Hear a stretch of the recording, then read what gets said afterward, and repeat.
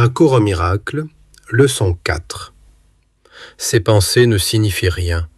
Elles sont comme les choses que je vois dans cette pièce, dans cette rue, de cette fenêtre, dans ce lieu.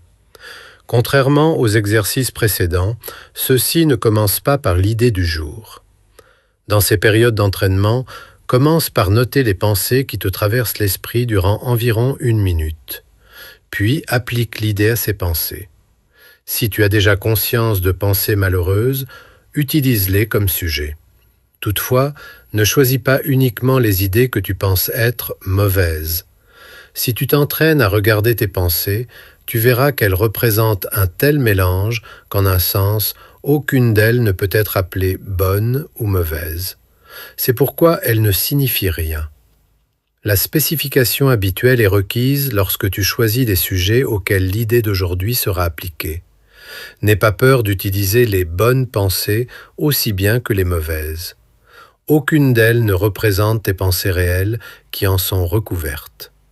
Les bonnes ne sont que des ombres de ce qui se trouve derrière, et les ombres rendent la vue difficile. Les mauvaises bloquent la vue et font qu'il est impossible de voir. Tu ne veux ni les unes ni les autres. Ceci est un exercice très important, qui sera répété de temps en temps sous des formes quelque peu différentes. L'idée ici est de t'entraîner dans tes premiers pas vers le but qui est de séparer l'insignifiant du signifiant. C'est une première tentative, le but à plus long terme étant d'apprendre à voir l'insignifiant à l'extérieur de toi et le signifiant au-dedans. C'est ainsi que tu commences à entraîner ton esprit à reconnaître ce qui est le même et ce qui est différent. Quand tu utilises tes pensées en leur appliquant l'idée d'aujourd'hui, identifie chacune d'elles par la figure ou l'événement central qu'elle contient. Par exemple, cette pensée à propos de ne signifie rien. Elle est comme les choses que je vois dans cette pièce, dans cette rue, et ainsi de suite. Tu peux aussi utiliser d'idées pour une pensée en particulier que tu reconnais comme nuisible.